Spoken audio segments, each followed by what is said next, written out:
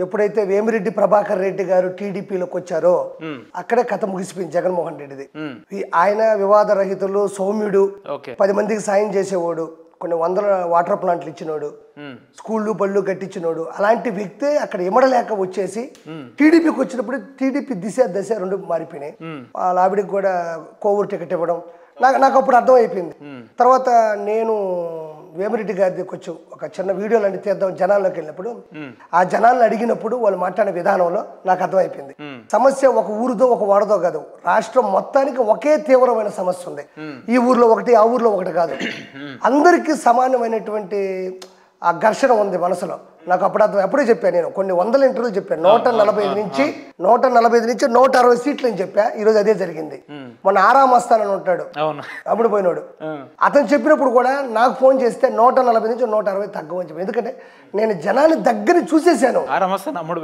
అమ్ముడు పాకపోతే ఉదయాన్నే సాక్షి లైవ్లో ఎందుకున్నాడు, టీవీ9 లైవ్లో ఎందుకున్నాడు, మరి 90 నుంచి 110 వస్తే ఇప్పుడు కేకే సరి ఉంది పాపం. ఆయన నాలాగే జనాలు నాడి పట్టుకున్నాడు, ఆయనకు అర్థం అయిపోయింది. 161 అన్నాడు. ఈ రోజు ఆయన ఎంత నిజాయితీగా ఉంది. తక్కువ సీట్లు చెప్పి నువ్వు ధైర్యంగా ఉండొచ్చు, కానీ ఎక్కువ సీట్లు చెప్పి ధైర్యంగా ఉండండి, ఎంత గట్స్ ఉన్నది తెలుసు. ఇప్పుడు ఆయన సర్వే కరెక్ట్ అయింది. నేను కొన్ని ఎన్ని వీడియోలు చూస్తే అన్ని వీడియోలు చెప్పుంటా. అమ్ముడు పోయాడు, అందులో నో డౌట్. అన్న నిన్నటి వరకు ఎక్కడ సామాజిక మాధ్యమాలు సరే మీ వ్యక్తిగత వ్యాపారాలు చేసుకుంటా వ్యక్తిగత పనులు చేసుకుంటున్న ఆర్పి గారు ఎలక్షన్ సార్వత్రిక ఎన్నికలు ఇంకో 2-3 నెలలు ఉందనంగా ఇంత హైప్ గా ఈ రకంగా ప్రతిపక్షాల మీద లేదంటే అధికార నాయకుల మీద విరుచుకుపడడానికి కారణం ఏందన్న? ఒకరోజు తిరుమల పోయినా. తిరుమల పోతే నేను మా ఆవిడ ఇద్దరు తిరుమల పోతే అక్కడ పరిస్థితులు ఇంత ముందులో లేవు.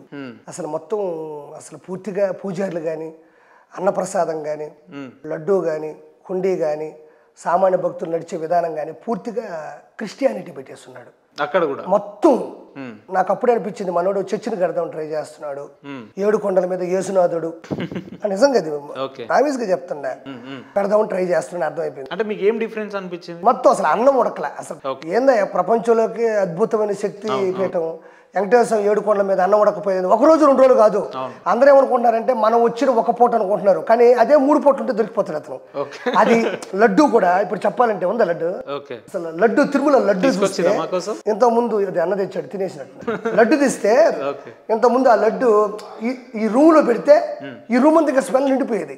అందులో ఏమేస్తారో ఫార్ములా చెప్పర్లేదు, కానీ అది తర్వాత పైన పెట్టే పొంగలి కానీ, తర్వాత ఓవరాల్గా చెడగొట్టింది ఏంటంటే మన కింద నుంచి నడుచుకుంటూ వెళ్తూ ఉంటే మధ్య మధ్యలో కర్డ్ రైసు, సాంబార్ రైసు, జీడిపప్పు ఉప్మా, చక్కగా ఉండే పాలు, మజ్జిగ, చిన్నపిల్లకాయలకి కాఫీ చాలా ఉచితంగా అద్భుతంగా ఇచ్చేవాళ్ళు, అందరినీ ఆదరించేవాళ్ళు టీడీపీ గవర్నమెంట్. ఇతను ఏం చేశాడంటే అసలు నడిచొచ్చే భక్తులు విలువ తగ్గించేశాడు. నడిచే వాళ్ళకి వాల్యూ లేకుండా పోయింది.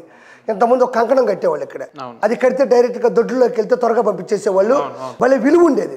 ఇప్పుడు అదేం లేదు. అసలు పైన పాను పొరాకులు, గొట్కాలు, పైన బూతులు, సెటిల్మెంట్లు. అంటే కేవలం తిరుమల తిరుపతిలో జరిగే వ్యవహార శైలిని బట్టి రాష్ట్రంలో అన్నిటినీ ఇదే పరిస్థితి ఉందని చెప్పి మీరు ఎట్లా గమనించారని? ఇప్పుడు ఏదో రోడ్డు పక్కన ఒక చిన్న, ఇప్పుడు ఫర్ ఎగ్జాంపుల్ ఇక్కడ కొన్ని హైదరాబాద్లో కొన్ని చోట్ల దేవుడు చిన్న రాయి రూపంలో వెలిసినా కూడా అది హైవే అయినా సరే హైవేని కట్ చేసి అయినా రహదారి వేస్తారు, కానీ ఆ రాయిని తీస్తారా?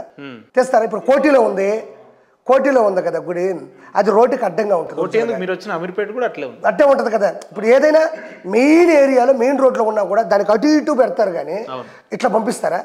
అంటే అంత చిన్న దేవుళ్ళని నేనేం అనడంలే, అలా వెలిసిన దేవుళ్ళకి అంత ఉంటే 7 కొండల మీద వెలిసిన దేవుడి ప్రత్యేకతలు ఎట్లా ఉండాలి? దానికి అంత భయపడి అంత విలువ ఇచ్చినప్పుడు 7 కొండల స్వామికి ఎంత విలువ ఇవ్వాలి? టీడీపీ గవర్నమెంట్, వాళ్ళ ఆయన గవర్నమెంట్, ఎన్టీఆర్ గవర్నమెంట్, ఏ గవర్నమెంట్లో కూడా దాని జోలికి ఎవడు పోలా. రాజకీయాల్లో కొట్టుకుంటారు, తిట్టుకుంటారులే, కానీ నాకు అప్పుడు అర్థమైపోయింది పైన అసలు ఘోరాతి ఘోరమైన పరిస్థితులు ఉన్నాయి. ఒక ఆవిడైతే నా దగ్గరకు వచ్చి బాధపడింది, అయ్యా మా కొడుకు బాగాలేకుండా వచ్చింది, వెంకటేశ్వర స్వామిని కోరుకున్నాను, బాగా అయిపోయింది, నిలువు దోపిడీ ఇస్తానని పోయి మొత్తం పోతుంటే ఒక పూజారి వచ్చి చెవులో చెప్పాడు, అమ్మ నువ్వు వేసిన డబ్బులు తిన్నగా వెంకటేశ్వర స్వామి దగ్గరికి వెళ్ళవి, అనవసరం ఎందుకు వేస్తావు, ఏదన్నా వృద్ధాశ్రమం, అనాథాశ్రమం కొయ్యు అని. అలాంటి పరిస్థితులు ఉన్నాయి. ఒకప్పుడు పరకామని లెక్క పెట్టేది డబ్బులు, అక్కడే అది లేదు. పైన కంపార్ట్మెంట్లో మనోడు ఫోటో పెట్టారు, అన్న ఫోటో, ప్రతి చోట అన్న ఫోటోలు పెట్టేస్తున్నారు.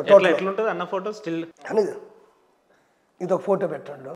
తర్వాత మొన్న కూడా రీసెంట్గా పైన పనిచేసి ఎంప్లాయీస్కి స్థలాలు ఇద్దామని ఉచిత స్థలాలు ఇస్తారు కదా టీటీడీ బోర్డులో, దాంట్లో కూడా ఒక పక్క వెంకటేశ్వర స్వామి ఫోటో, ఈయన ఫోటో, దేవుని పక్కన, దేవుడి పక్కన. ఈయనే దేవుడు కదా, అందుకే దేవుళ్ళు కలిసిపోయాడు. ఇప్పుడు తంతే ఎట్టపోయాడు తెలుసుగా, నేను నెట్ ఏడ్చాడు చూసావా, ఆ యాక్టింగ్, ఆ కథ. మీకు వ్యక్తిగతంగా బాగా ఆనందంగా ఉన్నట్టుందిగా వైసీపీ ఓడిపో. ఎవడు ప్రతి ఒక్కరికి ఆనందంగా ఉంటుంది.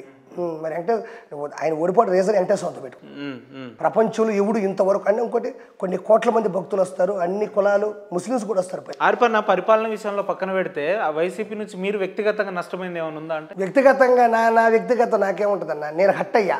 నేను హట్ అవ్వడం అంటే నేను బాధ పెట్టుకోవడమే కదా, బాధ పెట్టుకోవడం అంటే నేను నష్టపోయినట్టే. అదొకటి. మామూలుగా నెల్లూరు ఆ పక్క ఈ వైఎస్ఆర్సీపీ గోండా నా కొడుకులు ఎక్కువ ఉంటారు, గుట్కా బ్యాచ్ నా కొడుకులు. వాళ్ళు ఆడవాళ్ళని ఇబ్బంది పెట్టడం.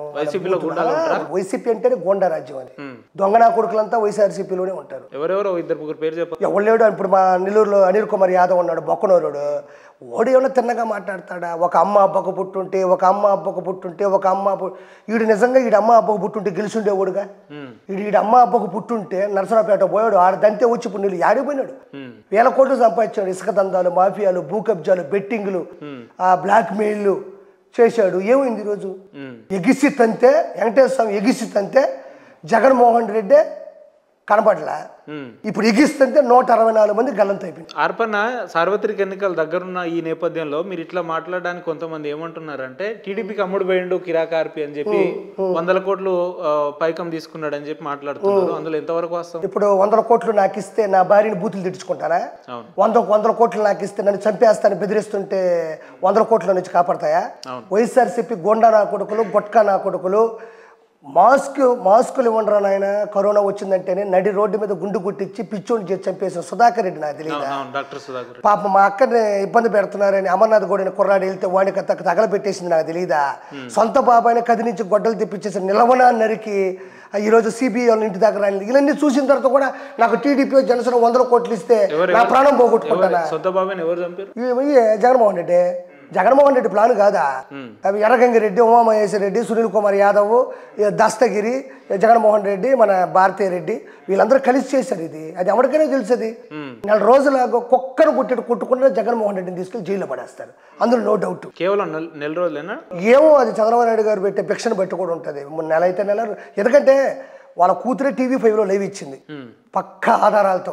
ఈ ఫోన్ ఇక్కడి నుంచి వచ్చింది, ఈ ఫోన్ ఇక్కడి నుంచి వచ్చింది, వీడు ఇక్కడి నుంచి వచ్చాడు, వీడు ఇక్కడి నుంచి వచ్చాడు. దస్తగిరి లాంటి ఐ విట్నెస్ అందులో పాల్గొన్నోడి డైరెక్ట్గా లొంగిపోయిన తర్వాత ఇంకేదన్నా నువ్వు ఆపేది కేసుని? నువ్వు సీఎం పదవిలో ఉన్నావు కాబట్టి ఆపుకోగలిగావు. ఈరోజు చంద్రబాబు నాయుడు గారు, పవన్ కళ్యాణ్ గారు వచ్చారు. పాపం వాళ్ళ కూతురు రోడ్డు మీద పడి ఆడస్తా ఉండదు. అసలు అంటే ఇప్పుడు కొత్తగా కేసు పెట్టి ప్రూవ్ చేయబడలే, ఆల్రెడీ ప్రూఫ్లు గీపులు అన్నీ అయిపోయింది. కుర్రాన్ని కాస్త టిఫిన్ తినిచ్చి లాక్కెళ్ళిపోవడం అంతే.